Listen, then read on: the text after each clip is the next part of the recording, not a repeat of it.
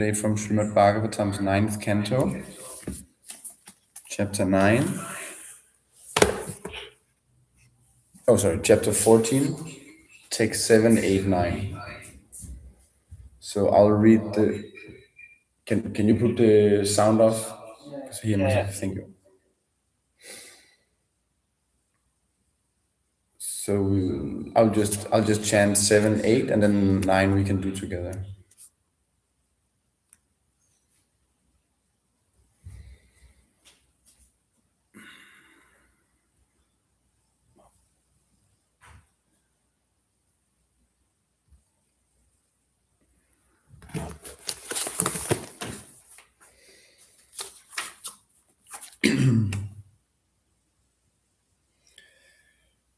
Sarva-deva-gaṇopeto mahendro gurum anvayāt surāsura-vināśo bhūt samaras tārakā-mayaḥ.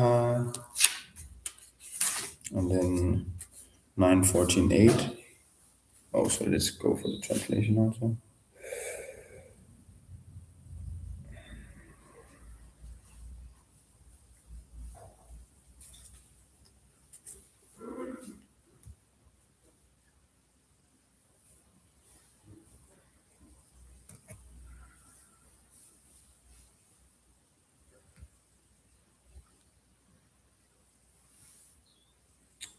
Is it really?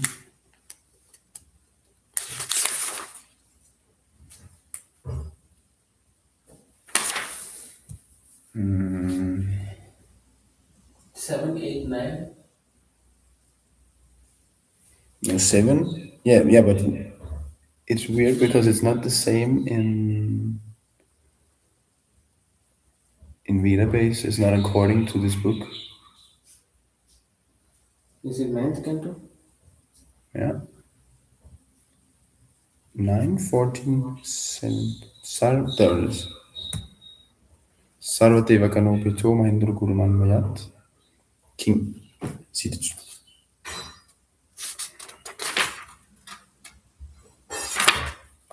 Okay, it is the same. King Indra, accompanied by all kinds of demigods, joined the side of Bṛhaspati. Thus there was a great fight, destroying both demons and demigods, only for the sake of Tārā, Bṛhaspati's wife.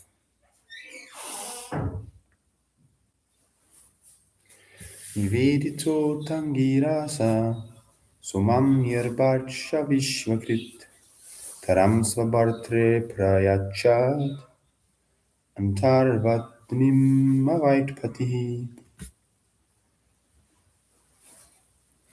When Lord Brahma was fully informed by Angira about the entire incident, he severely chastised the moon god Soma. Thus Lord Brahma delivered Tārā to her husband, who could then understand that she was pregnant.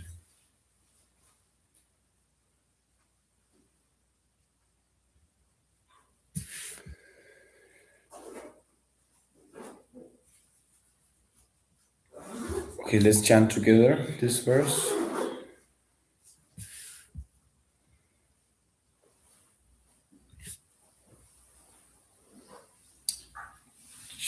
Tvaya. Please repeat after me. Tvaya. Tvaya. Asu. Dusprachne. Matshetrat. Ahitam. Parai. Na. Aham. Tvam. Basmasad. Kuryam. Striyam. Santanike. Asati. Tvaya sudusprachne. Tvaya sudusprachne. Matshetrat ahitam pari. Matshetrat ahitam pari. Naham tvam basmasat kuryam. Naham tvam basmasat kuryam. Naham tvam basmasat kuryam striyam santanike sati. Striyam santanike sati. Tvaya tvaya sudusprachne matshetrat ahitam parai. Naham tvam basmasat kuryam striyam santanike sati. Tvaya, deliver. Chaya, deliver. Asu, immediately. Dusprachne, you foolish woman. Matshetrat, from the womb meant for me to impregnate. Ahitam, begotten. Parai, by others. Na, not. Aham, I. Tvam, you. Basmasad, burn to ashes. Kuryam, shall make. Striyam, because you are a woman. Santanike, wanting a child. Asati, although you are unchaste. Translation. Bṛhaspati said, you foolish woman, your womb, which was meant for me to impregnate, has been impregnated by someone other than me. Immediately deliver your child. Immediately deliver it. Be assured that after the child is delivered, I shall not burn you to ashes. I know that although you are unchaste, you wanted a son. Therefore I shall not punish you.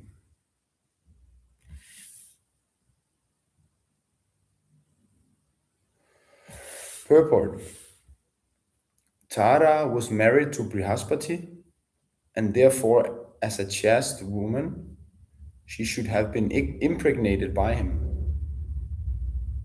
But instead, she preferred to be impregnated by Soma, the moon god, and therefore she was unchaste. Although Bṛhaspati accepted Tārā from Brahma, when he saw that she was pregnant, he wanted her to deliver a son immediately. Tārā certainly very much feared her husband, and she thought she might be punished after giving birth. Thus Bṛhaspati assured her that he would not punish her, for although she was unchaste and had become pregnant illicitly, he wanted a son.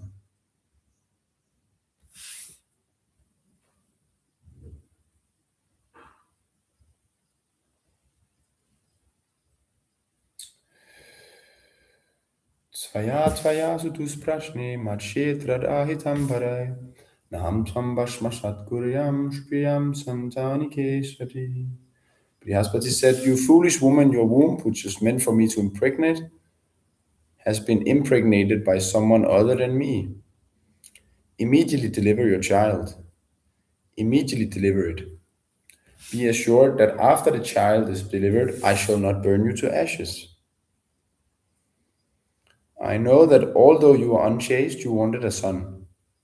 Therefore, I shall not punish you.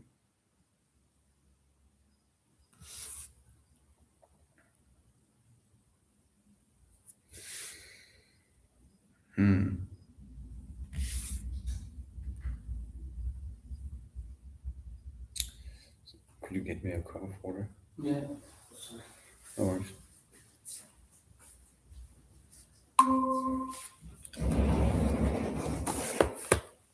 So, Bṛhaspati is very merciful here, and yeah, it's a long time since I read this canto, so I don't have so much to say about this.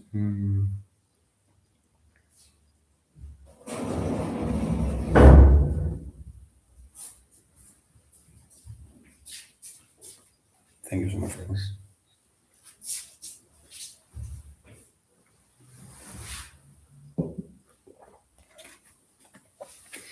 So the December marathon is almost over. We have the last 2 days of December. Soon a new year is coming. I was traveling with a senior devotee in Denmark, around Denmark, and in one small town in the northern part of Denmark, there was a lady that I stopped. She was from Germany actually, and could you ask him to put in headphones or something? It's a little annoying that I hear myself.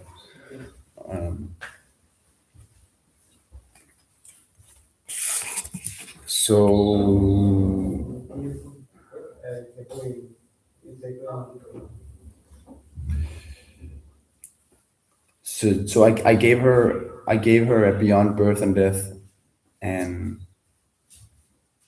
she said that the week before her daughter had left the body, and then she actually started to cry, and that's when I really realized that these books are actually very important for people to get, and it can give them some knowledge and relief from the whatever condition we're in.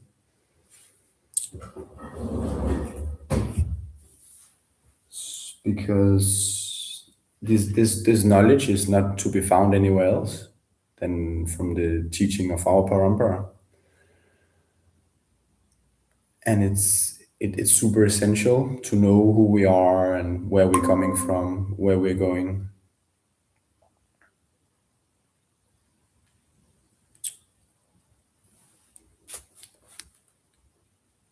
Because people, you can get knowledge, you can get knowledge about other things, but it's just temporary.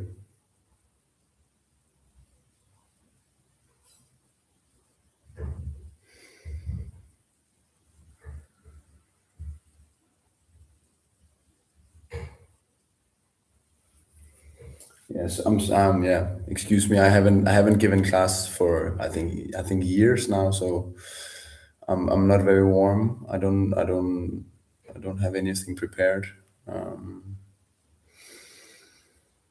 To be honest, yeah, but it's very nectarian to be out there and to get to share the wisdom of Srila Prabhupada, and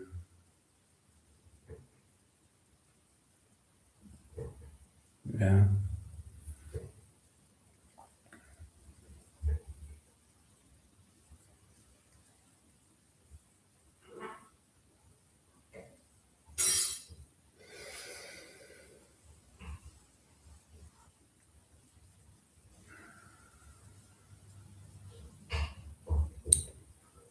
Yeah, I don't have so much to say. I'm sorry. I just, yeah. But maybe you have some comments and questions, and we can have a discussion.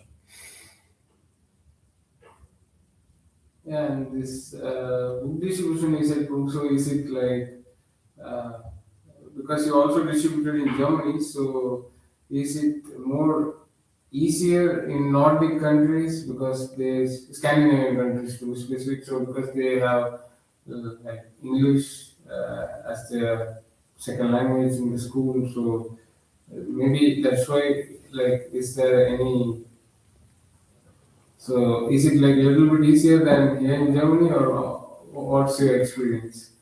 So Yeshwan is asking whether it's easier to distribute books in Scandinavian countries, and I would definitely disagree. I mean, in one sense, it's always easier to distribute books wherever your Prabhupada Desh is, where Krishna he put you, where you speak the language, you know the local area.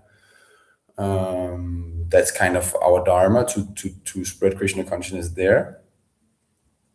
But that being said, I found that German people are more religious, they're more open-minded, there is a bigger culture of also giving donations. There's a good flow of economy here. Whereas the more north we go, we see that people are more isolated. They in one sense you can say if a soul takes birth in a place like, maybe not so much Denmark, but Sweden at least, there's some very isolated places. They basically want to stay alone, right? So if people are already in like this mood that they don't want to get bothered, it can be really really tough to stop them. But with the years, you learn some techniques and you learn how to meet people where they are, and also just to be very patient and tolerant, because it's not for everyone.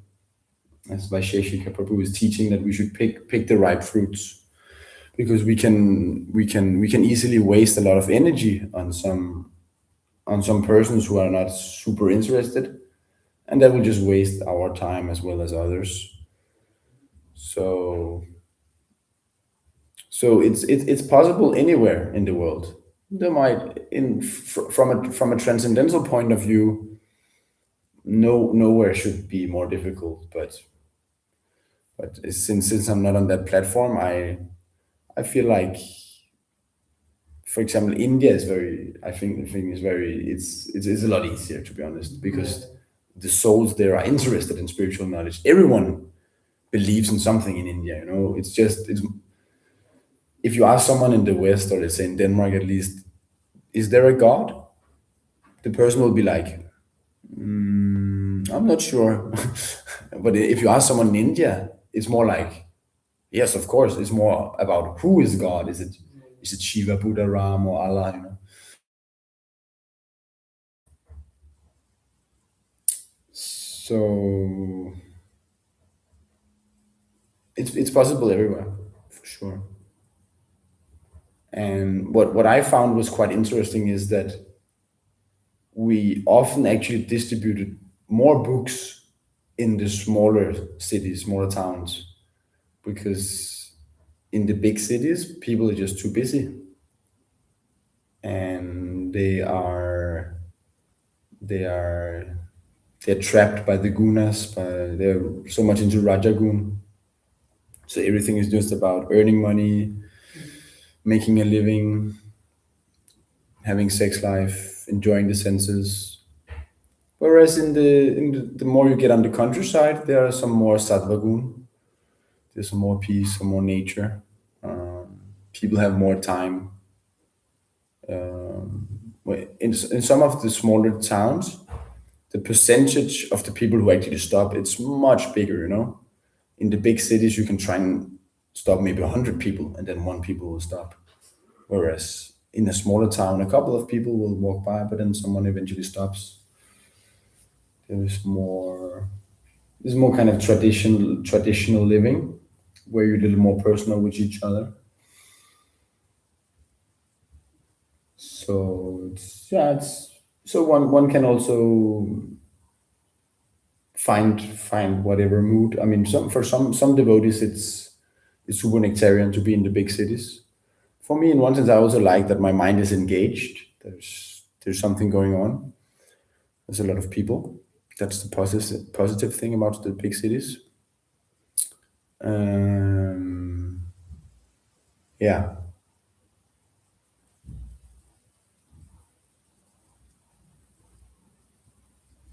Anything else, bro? Yeah, that's it. What I said. Thank you. So we have to rely also a lot on Krishna when we go with the books. In one sense, like the goal of Ashtanga yoga is to realize Paramatma. But a devotee or a book distributor, he should already be Paramatma realized, or he will become, because in one sense it's impossible task to go out and stop one materialist and sell him a religious book, sell him a Bhagavad Gita. It's from a material point of view, it sounds like something impossible. So we need the help of Krishna. Sometimes Krishna guides, and sends us to the right person. And where we have an advantage is that when you stop a person, it's three against one. So his mind will not take the book. He will probably go, I don't believe in this. I don't need this book. But his Paramatma, he will convince you, we need this book, so you can realize this knowledge and you'll get eternal benefit. And then you are also on that side. You also want him to take the book. And your Paramatma also wants to take the book. So in that sense, it's free against one, you can say.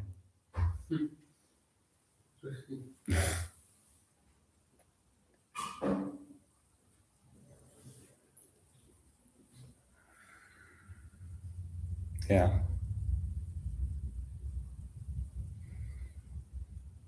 So yeah,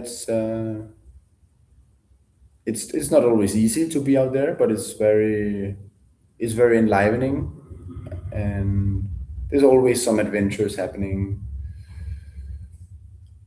You meet some interesting people, and yeah. Sometimes even it does happen once in a while that people come to us. What kind of book is that? And they're interested. Or once in a while you meet a Ashtanga yoga practitioner, and they can also be favorable sometimes. Sometimes it can also be a disqualification that some people who think they already have some knowledge, it can be very hard for them to accept something different. So it's you learn so many skills by trying to distribute these books. You have to take care of your body. You need a healthy body in order to stay out in the cold. It's pretty austere.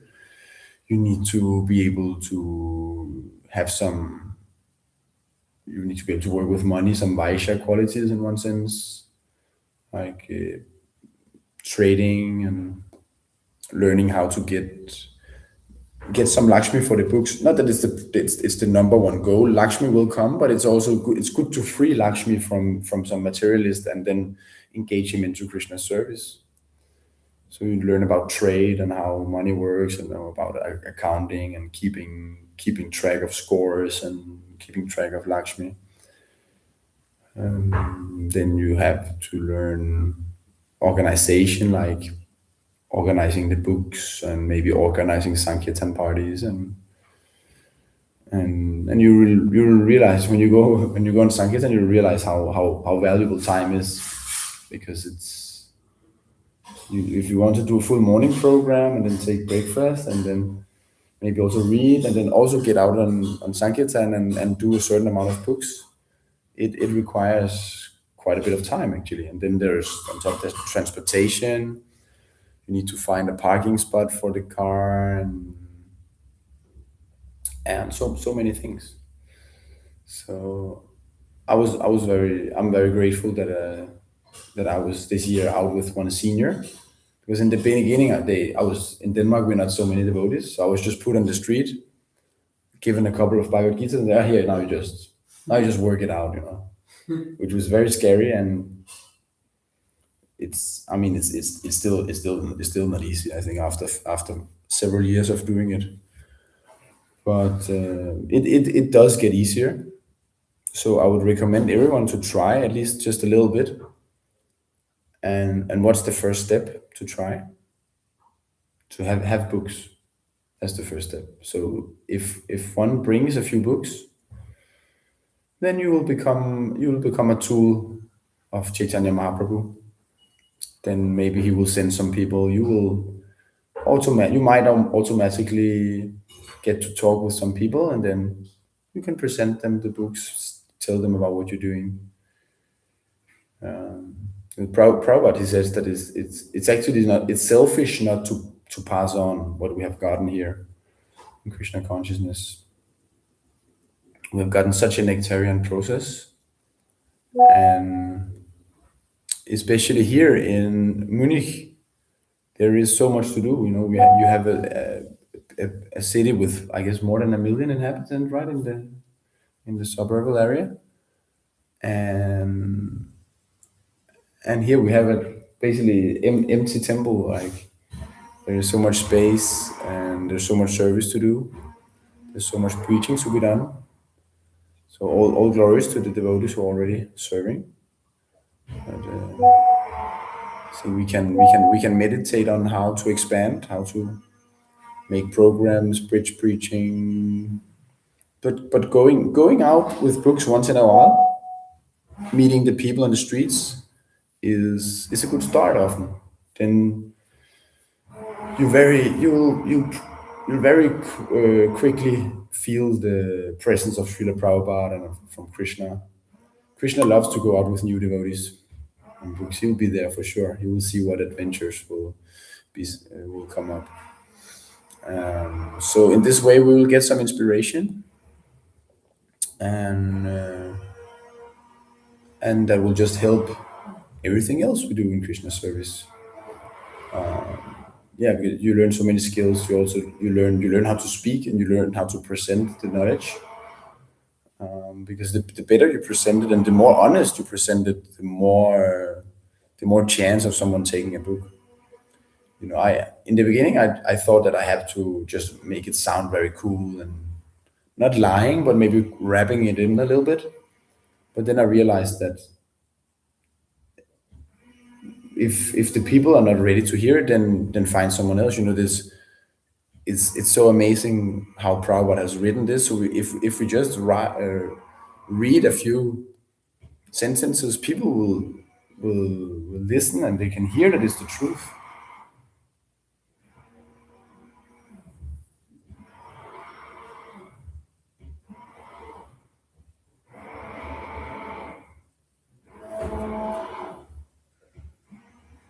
Yeah.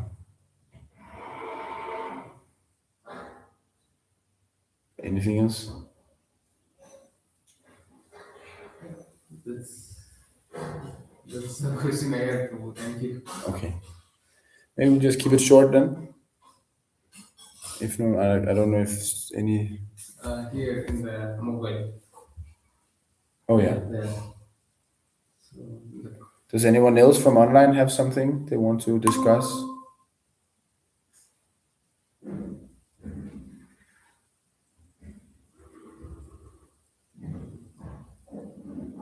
No? Okay, we'll just keep it short.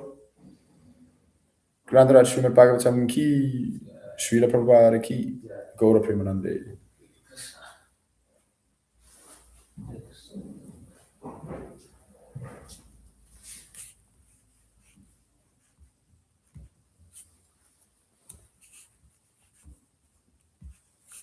Prabhu, actually, Sorry.